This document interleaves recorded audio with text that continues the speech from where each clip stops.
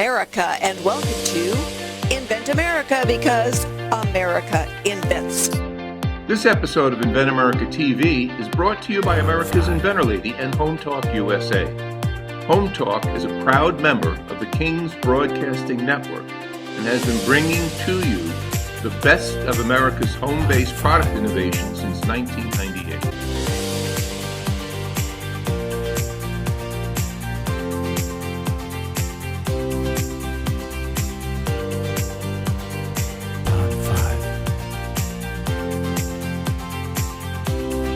This segment of Invent America TV is brought to you by the law offices of R.P. Baraska. RPB law offices have been bringing corporate-level legal expertise to the independent inventor community for more than 20 years. For all your inventing legal needs, trust rpblawoffices.com. Well, my first guest is Angela. Angela is the inventor of Angela Kendall. All right, don't want to forget the last name here because somebody might have to go out and go looking for you, Angela. She is the inventor of Snap and Pack is what I've got down. Snap and Pack. Yes. And so you went to the trade show with us last year. You were the winner of the Innovation Award, and you were one of those. You had just a few prototypes to your name, but man, they were really great prototypes. You did a wonderful job. But you got a lot of feedback. So tell everybody, what is Snap and Pack? Hey, thanks, Rita. The crazy thing is I got my prototypes about 12 hours before I boarded the plane to Vegas from China. So it was very stressful. You were a great help through all of it. So thank you very much. The Snap and Pack is the only modular storage system with customizable compartments. So basically you can make your own storage container, and it's patented. I have a utility patent on the Snap technology. So the ASD Market Week was just amazing as far as, feedback, things that as an inventor, you fall in love with your product. But I received so many great suggestions that I actually implemented into the product that I'm making now. So it was just vital. It was something I wouldn't have seen without going to ASD. So it was amazing. When you go to the show and you're standing there, you're face to face with somebody, it's a different experience. Yes. Because you love your product, but you're not sure how the public is going to perceive your product. So you're very nervous, but you have to be open. And I did have some very tough customers, so to speak. They asked me some very tough questions. Why do I need this product? Why did you think of this product? Who's going to buy this product? And I had a lot of great answers, but sometimes I learned from them, and you just have to be really open as the inventor to take this this advice that you're getting from people. Well, you're exactly right. Some of those negative comments are very valuable, and I'll get an inventor that says, well, my mother loves it. It's like, your mother's not going to buy 10,000 of them. All right, no.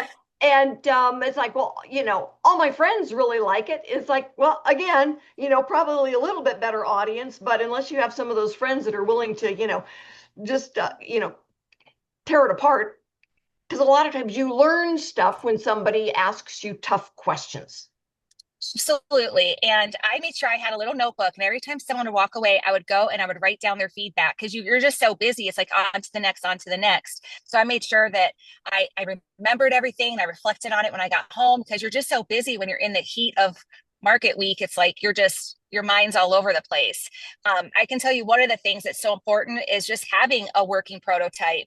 I think that I wouldn't have been as successful at the show without it, because people were able to feel it, play with it, see how, I had things on the table where they could make their own Snap and Packs and see how they would use it in their everyday life. And the prototype really made all of the difference to my success there, I feel. So how long have you been working on this, Angela? From the time you say, I need one of these, and you can't find it, saying, maybe I'll make my own. Rita, I'm embarrassed to say how long, but probably since 2010. My first sketches were at my desk. I actually have them still in 2010. But then, I got busy. I'm an entrepreneur. I built 2 successful businesses. I had more children. I was a homemaker. I got busy. I started a nonprofit. And then all of a sudden, every time I would go into a store, I would look for this. It was always on my mind. I was like, okay, I still have to do this. So in 2022, I put some time aside and I filed my patent. And 3 long years later, I got my patent, and it was just an amazing experience all the way through. Well, congratulations. That's a milestone in and of itself. And then it's like, Absolutely. oh my God, the clock is ticking and you're 3 years into the life of your patent. It does not stop, It and doesn't stop. it gets more intense actually as you go through the next phases. So what is next for you? I'm so excited. We open tooling. Um, So they're making it as we speak. We're getting the tooling. We're embossing. We're figuring out what we're going to emboss on the lids. I changed my logo. We made some changes to the product. At ASD, people are asking, how many of these can I stack in my fridge? How can I stack these in my pantry? And in that moment, I hadn't even thought about stacking it. So we actually made some changes to the product where now it's going to be stackable and snappable, which is very exciting. So we're hoping to launch by the end of the year our four-piece set. So it's just been super exciting. We're working on packaging. It's every day I'm in the heat of the snap and pack. I love it. Yeah, you're right. I mean, it is something you do every day. When I talk to somebody and they say, well, this happened or that happened. Hey, life happens to everybody. Get back on track and, start looking at what you need to get done. Even if it's just you read something, you look at something, you make a decision every day. If you are thinking about it all the time, you will get things done. Absolutely. And I fall asleep listening to Shark Tank. I find that very helpful too. Just I'm you, always thinking about the deal. you do know that it doesn't matter how expensive the suit is, the shark will still eat you, right? Exactly. Yes. But I'm always trying to learn something every day. I'm just trying to have all the answers when people ask me things. And, I'm excited. It's looking like, I should be distributed into Target and Walmart and QVC. We're going to be on Amazon, of course. It's very exciting to see it go from a sketch 15 years ago to having like a tangible product with packaging and a brand. Like I'm really trying to create a brand here, not just one product. So that's exciting. And so you learned a lot at the last trade show, Absolutely. all right, that to help take the next steps. So what's the next trade show you're going to go to? I guess it's going to be with you again. Oh I'm yeah. guessing. I'm I was guessing I'm hoping going to you would make a say that, return and I did not appearance. pay her to say that. No, no, no. It was so great. It wasn't just that you had kind of done such a good job prepping us before and just giving us some tools before the show. I mean, I made the decision to come, weeks before. I didn't have a long time to prep for this, and I was all over the map. And it was just, we met so many great people too, other, inventors. It was just really cool to meet people from all over the world who have the same mindset as you and are on the same path and journey as you, and you can learn from them. And I met some great friends. I keep in touch with them still, and we're Good. following each other on this journey. And it's just, I don't think you can do that anywhere else. So yeah, I'll No. definitely be back. All right, wonderful. And we have got to wrap up this segment of Invent America. Stick with us, everybody, because we are going to be right back with another inventor. This segment of Invent America TV is brought to you by SearchQuest Patent Search. SearchQuest provides for a comprehensive patent search that searches the entire world and not just the U.S. Patent Office. Make sure that before you spend those big bucks having a patent written, you've done your due diligence by getting a comprehensive patent search. Use searchquestpatents.com for all your patent search needs. They scour the world for you. Thank you so much for being with us for this segment of Invent America. And as Michael had told you earlier, this is a tribute to our friend Mike Andol from Made in America store. If you want to support Mike Andol at this point and his legacy, madeinamericastore.com. Go take a look. Find something that you would enjoy. Ian, thank you so much for being with me today. I appreciate it. And you are the inventor of a really cool golf product. I mean, you've had lots of other things. We've known each other for a long, long time. But this one in particular, where Night Golf Fantasyland. So tell everybody, what is it, Ian, that you invented? We invented a machine, actually multiple machines that have the ability to take glow-in-the-dark golf balls that are rechargeable and supercharge them in less than 90 seconds, which then allows them to actually stay glowing for 14 hours, which is pretty cool. And it's time and time and time again. There's no end life to them. As long as the ball is not torn to shreds, it will continue glowing through until it goes into the trash can. It'll still be glowing. Shoot. So you've started manufacturing, you're getting your glow in the dark golf ball product out there. So the you're making the container. Tell everybody, what is it that you're making? The container that charges the balls? Well, we actually have multiple products capability with what we invented and is patented. We have a multiple standalone containers that you just throw the balls in, close the lid, and magic happens, and then you open it up and you've got the glowing golf ball. And then we also have another 25 versions of a fully automated system where you dump the golf balls in, and as you wave your club in front of the device, it actually spits out a glowing golf ball, just like Top Golf and all the other ones that are out there. This one actually just gives you fully accelerated glowing golf balls. So cool. So you've been to lots of trade shows, I know, because you've gone to some with me. Yep. What is the value of doing the face-to-face, shaking the hands, as opposed to online? You get a feel for the actual person or the company when you're actually doing a face-to-face, whereas online, it's nothing. There's no interaction Tell us whatsoever. what you really think, Ian. Yeah, there's no interaction whatsoever. If you don't have somebody in front of you, you don't have an idea of if it actually piques their interest. Because, most companies, when they read something, they just read it and pass it on. Whereas if you're face to face with somebody, you show your enthusiasm, and depending upon how you present yourself, they become intrigued and want more information. So it's always better to have a face to face if you can. In some ways, I think it makes the product seem more real when you're talking to the person who invented it, as Yeah. opposed to seeing a picture of something.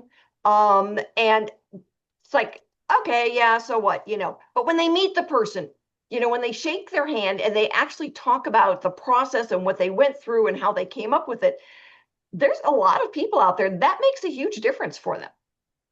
Yeah, it does, because literally every time you can get a face to face with somebody, they get an understanding. And if you actually have either a good working prototype or an actual product that you can hand them and they can touch and feel, that touch and feel is indispensable. I mean, literally, without that, you literally can't get your concept and your ideas across to somebody. So having something tangible that they can touch and feel and look at is bar none the best thing you can do when you have a face to face. Well, and we go to the professional trade shows. We want to talk to, the store owners, the buyers, the licensees, because now they're representing hundreds, if not thousands, of their own buyers. So you get more for your money. You get more feedback based on their representation. Correct. And I mean, they can go through while they're standing there talking to you, they're going through the numbers in their head. They already know, a ballpark of what they can make it for because they're already in the business. If they're a store owner, they know what they can sell it for. And if you say, well, here's, the price points, and they go, nope, that's not going to work. It gives you a chance as the inventor to go back to the drawing board and figure out what does work. Right. Right. And in my case, I've been doing this for 20 years, so I can pretty much get a really good idea. I've had one or two misses out there, but predominantly I actually have two products out there that my return is 300%, which is insane, but the market has forced me to charge that much in order to compete against other products, which are unfortunately inferior than mine, but it is what it is. And, I'm not sure if they're in that same percentage of value and return, but I know that I've got it just because of the way that we manufacture it in-house. So what types of shows have you been to? Have you been to any of the professional trade shows for golf? I have. I've gone to two international. I've actually gone to a national, and then I've gone to two international trade shows for golf specifically. And it's really weird. We get a lot of people that just kind of look at us like, "Oh, wow, that's pretty cool." But the problem is the number one contributor for us is that night golf is so brand new that people around the country are just like, what is night golf? What is night golf? They see the concept, they look at it, and they go, oh my gosh, that would be so much fun. We had 125 PGA professional players come out and try the system at a golf course in California. And to watch a professional golfer miss the ball, repeatedly miss the ball, was hilarious to watch. And the PGA tournament season started the next day, and I mean, all the golfers were ribbing each other, going, "Man, we're going to beat you tomorrow. Oh, I'm going to beat you back." It was pretty fun because I utilize psychology and physiology against you as the player. And so when you go to do something at night, your senses and the way you do things during the daytime are not the same. And night golf proved that without a shadow of a doubt. And it makes it extremely challenging. But it's a blast and a half when you hit the ball and you can see that ball travel 400 yards. If you're a good player, PGA guys, they were hitting that ball over 350 yards and you can see it the entire time and then hit the ground and roll away at night. It was incredible to watch. That's gotta be like seeing shooting stars flying all over the place. Oh yeah, it is quite impressive. So what's your goal? What do you want to do with it? Are you gonna just, manufacture and get it out there? What is your goal? My goal is to find a licensee to actually license the product from me and then manufacture it. Like I said, I have 25 versions of an automated and I have 25 versions of a static system. So there is ample opportunity to have a huge marketplace in the world because there is nothing like it. Currently, I have the patent on all of them and nobody else has out there done it yet or even tried to replicate what I've done, which is pretty cool. That's why I would like to find somebody to license it, and get it off and get it out there into the world. Well, we are going to work on someone that likes to put logos on the golf balls. I've got a conversation coming up this week to, pick the brain of a couple of guys. They do the NFL ones, but I know that they know people that do the golf ball professional logos. And we're going to see if they can't make us an introduction to get it out there. And I want to thank you for being on today. It was a pleasure to see you, always is. And anybody out there, if you want to see some of these cool new products, we list them on the Invent America radio website. So you can go and see what those glow-in-the-dark golf balls really look like. And you can see Angela's Snap and Pack as the winner of the Innovation Award last year. She is up there. And you know what? If you know somebody out there that should be going to a trade show, please have them get in touch because we are taking the list now for ASD Market Week 2026. Stick with us. We are going to be back with our VP of Buyer Relations for ASD Market Week. We'll be right back. Hi, this is a training pull-up for little boys, and it's a great product to use. It makes it easy for the parent and the child when learning how to potty train. The coolest part about the product is that you don't have to take the child's pants all the way down every time that they need to use the restroom. You can just open this part here, and the child can tinkle through here, and it makes it easy for the parent and the child. It's a great product, and I cannot wait until it hits the market. Thank you so much for being with us for this segment of Invent America. So my guest for this segment is Stephanie Beringhala. She is our VP of Buyer Relations at ASD Market Week, and there is an August show coming up here pretty darn quick. So tell our listeners about the August show. We don't do August, we do March all the time. But tell everybody, what's your focus for the August show besides the heat in Las Vegas? We are in it. We are on show mode. We leave August 3rd. It ends on the 6th. And Rita, what you're missing are snuggles with puppies. We have a puppy pavilion for adoptions. It's also going to showcase all the new toy products that are out in the market. So same thing, a lot of entrepreneurs coming together to see how they can make a quick buck in the market that we have. So why is ASD Market Week the best show for new products going to market? It is the one show that is order writing where you have buyers looking to purchase and they will tell you exactly what they think about your product. It is the ultimate boot camp. I love what Ian was saying. When you're passionate and you can talk about your product face to face and feel out someone else, there's no other feeling like that, and the advantages are big. So for us, ASD, very inclusive, and it's a great way to get a pulse on your product and the potential success that it can have at market. Well, I know when we went in 2025, there was one of our inventors there. She had her first wholesale sale ever It was wonderful. Last year, everyone who had product, everyone who had any inventory at all, sold all of it. And they were so excited. And I know it's when, Angela was on and all she had was a prototype. It was like, okay, now the push is on. Let's get some inventory and go back again so that we can sell our inventory. And, Wendy Short, when she went the first time and, all she had was that single prototype, man, she goes back again. She has got a warehouse full of these things and they just arrived. Well, and it's so good. You got to toot your own horn, Rita, because what you guys do is you empower inventors to feel confident enough to get out to market. It is a very scary thing to do when you're by yourself and you maybe only have one product that you want to launch. So I think that little group that you create, it's so big, it's so bold, it excites all of our buyers because they're curious. They want to see what's coming out that they've never seen before. And then it becomes, ooh, how do I work with you? How do I help you get it licensed? Because I want to sell this thing. I see potential money in this. You're exactly right. For those folks that are coming, we are the innovation booth that's there, and people come shopping, and you help them find out about us even before the show starts. What do you do? So we have a lot of free marketing opportunity because again, the name of the game is you need brand exposure. You need to announce that you have this product that's going to the market. So we do everything with digital marketing campaigns that'll highlight and feature your item where you can talk about it a little bit. And that goes to our whole attendee base, whether they decide to come or not, you get in front of them. And then at show, we've got display cases. So what better way than to put it in a featured section where people are walking back and forth and buyers say, oh, this is so exciting. Where do I find it? And there's a little booth number on there that says, this is where you should go. So take your time and go explore over at that booth. Well, when buyers are going to a show, they want to see what's new. They already know what's there. They know what's in the stores that they buy for. They know how to find that stuff. They want to see the cool new stuff.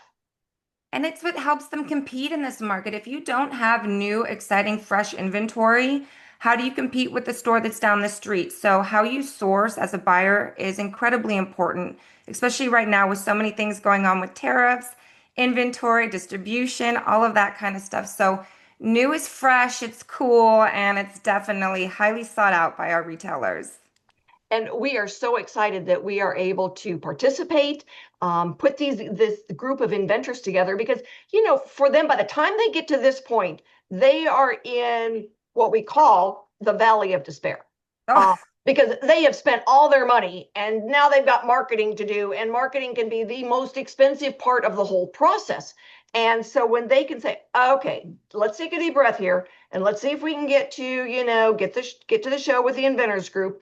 And then they can start getting then that income from the sales, but they got to start someplace. And for a lot of them, it's just, this is the turning point that helps them get to the next level. Absolutely. And you know what, when you're at this show, how comforting is it when you find out, oh, you know what, the packaging isn't right, or I need to tweak it a little bit, and you do those small things, and then all of a sudden you're like, oh, my product can now be sold. So that's where I think you just get confidence about you're protecting your money and you're making sure your product is ready to launch to an official market. Yeah, I mean, we had a lady there last year. She had a granular deodorant, and there was a little itty bitty store on an island somewhere in the Pacific that bought all of it. And she goes, I don't care what label they put on it. They paid for all of it. They can put any label on it they want. And it was so much fun to watch her. She was so excited. And, she was one of those that sold all the inventory she had. And it's like a demographic, right? It's a hot and sweaty type of resort place. So what a perfect product for them to tout over there. I know. And, there were some of the guys that just had really cool products. They got a lot of really good feedback. And so we are looking forward to putting together another team of about 30 inventors in those early stages of getting, some have inventory, some do not. Some are just looking for licensing. Some are looking for the feedback. So if you know anybody out there that falls into one of those categories, you have them get in touch as soon as possible. And if you know anybody out there who wants to be on the radio, it's free. Join us. It's amazing how fast a Monday rolls around, and I need a couple of new inventors to be joining us. Thanks, everyone, for joining us today. We will be back next week with more stories on getting products from mind to market. We will have new inventors and industry experts. So join us and have a wonderful week.